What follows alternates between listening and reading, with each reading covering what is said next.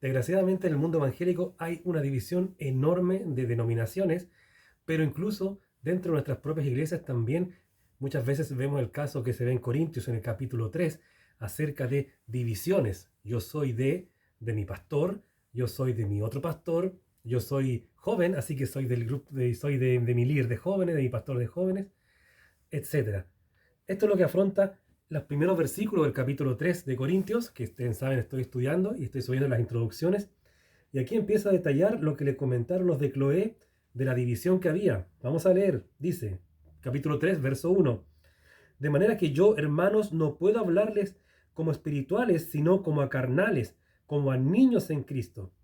Primero que nada, veamos que él aclara aquí que son hermanos. Ojo, de repente vemos a cristianos que son muy inmaduros y pensamos, este parece que no es del Cristo. Pero resulta que sí, hay hermanos que son muy inmaduros y se quedan con que leyeron el Evangelio, se les enseñó a que tienen que congregarse y congregan, pero no profundizan más, no profundizan mucho más. Y aquí vemos que Pablo, cuando estuvo los 18 meses que estuvo antes de irse a Éfeso y de donde escribe él esta carta, ya había una carnalidad grande en la iglesia de Corintios en el aspecto de la inmadurez bíblica. Después dice, sino como a carnales, y ojo que la palabra aquí, carnales, es una palabra que, si no me equivoco, significa relativo a que somos de la carne. Ojo, porque anoten lo que voy a decir, ¿ya? Sarquinos, ¿ya? Luego el versículo 2, les di a beber leche y no vianda porque aún no eran capaces ni son capaces todavía. Cuando exhortemos a una persona respecto a su inmadurez, siempre apliquémosle este concepto, el del tiempo. Oye, tú antes eras así y todavía sigues. Pesa más que si tú le dices, oye, tú eres así y eso no es correcto. Uno lo puede tomar como que hay una mala interpretación de parte de la persona que está exhortando.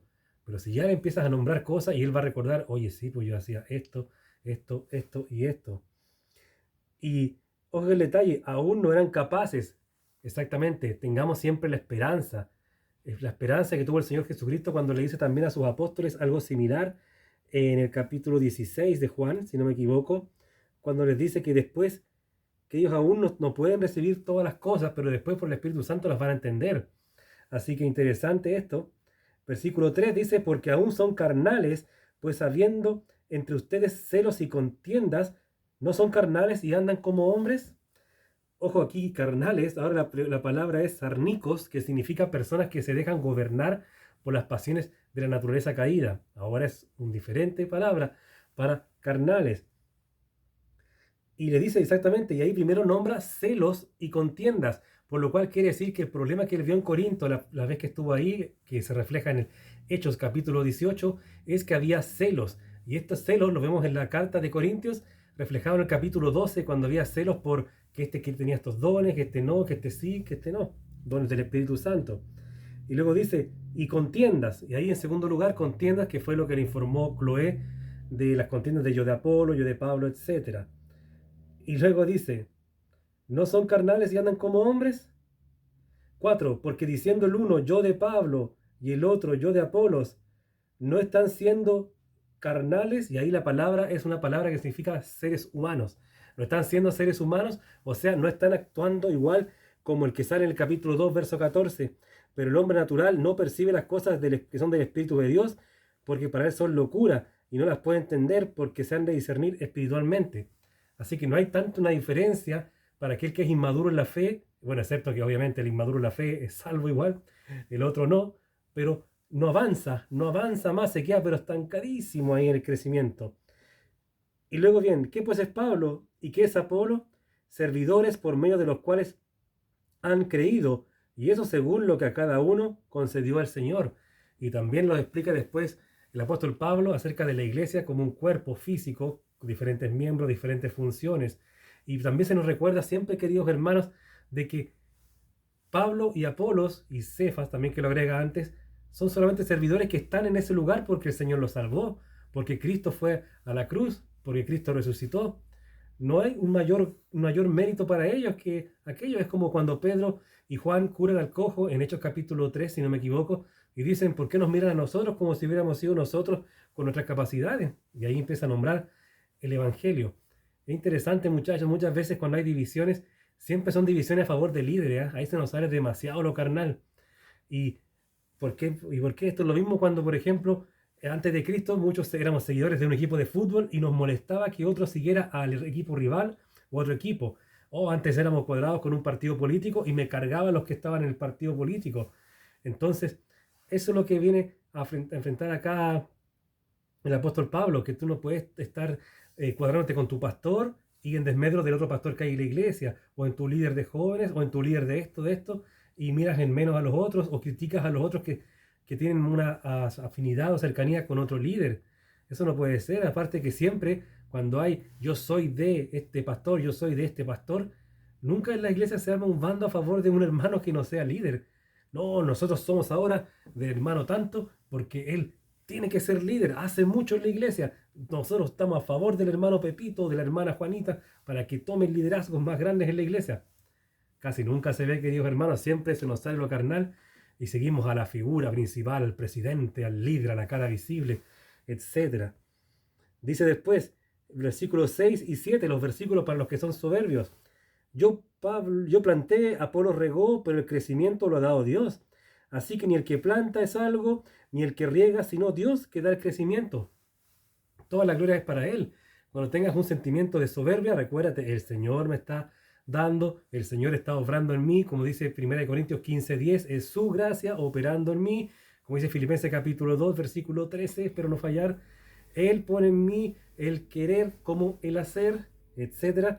Y ojo, el versículo 7, cuando dice que ni el que planta es algo, se refiere al hecho de que algo digno de reverenciar, algo digno de idolatrar, de adorar, etc.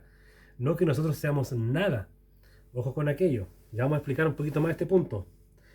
Versículo 8. Y el que planta y el que riega son una misma cosa, aunque cada uno recibirá su recompensa o su sueldo conforme a su labor. Y ojo con la palabra labor. En el griego es kopos. Kopos. Y esta palabra significa un apaleamiento, un trabajo fatigoso, un trabajo arduo. Y eso es la vida cristiana. O así debiera ser la vida cristiana. Por eso que él hace el contraste con esta palabra labor, que significa un trabajo arduo, fatigoso, y hace el contraste con los bebés espirituales que no se estaban casi moviendo en la iglesia. ¿Se dan cuenta? Entonces, ¿qué recompensa iban a recibir ellos? Terminal de Cristo, ya yo morí por ti, me recibiste en tu corazón, obras, no te veo mucho, ya pasa nomás. No va a haber entrega de dominio, no va a haber una de las 5 coronas para él, nada, porque su labor fue bajísima, no fue un top, no fue un copos, no fue ardua. Versículo 9. Porque nosotros somos colaboradores de Dios y ustedes son cultivo de Dios, edificio de Dios. Así se edifican las iglesias, con almas, con crecimiento espiritual, no tanto con cuánta doctrina te metes en la cabeza, no con tantas, por ejemplo, conferencias, con tantos viajes, con tantos invitados de fuera, con tantos, ¿cómo se dice?, libros que te comes. No, crece con el crecimiento de las personas, con el evangelismo. Y aquí muestra lo que somos para el Señor. Bueno, aquí Pablo de partida le dice: nosotros no somos superiores a ustedes, somos iguales que ustedes, somos colaboradores del Señor. Y después él dice: ustedes son cultivos de Dios, son algo maravilloso para el Señor. Y esto también va para aquellos, aquí tomo lo que dejamos pendiente en el versículo 7, para aquellos que dicen: nosotros somos, Señor, oran así: Señor, somos gusanos, somos basura delante de ti, somos trapos de inmundicia delante de ti, siervo inútiles somos. ¿Cuántos hermanos se tiran tanta porquería encima? Somos para abajo. Y eso no somos, hermanos, eso éramos antes sin Cristo. Éramos. Lo del siervo inútil es lo que tenemos que decirnos para cuando queremos caer en soberbia, trapo de inmundicia, eran nuestros pecados. Gusano es el que condenará a los que no reciben a Cristo, cosas así. Va a estar el gusano que le recuerda: ¿por qué no te arrepentiste? ¿Por qué no te arrepentiste? Hermanos, en conclusión, Pablo la tenía clara: no había que haber pelea ni idolatría dentro de la iglesia. Y si tú tienes ese caso en tu iglesia, querido hermano, por favor, enfréntalo, porque después aparecen los bandos, y resulta que uno de los líderes se pelea y se termina llevando a todos sus seguidores que lo siguen más a él que a Cristo. Y eso es lo importante, que el apóstol Pablo veía un problema y no hacía lo del elefante dentro de la habitación o no lo metía debajo de la alfombra. Él lo enfrentaba, lo solucionaba y la gloria siempre era para el Señor. Por eso yo soy de Cristo.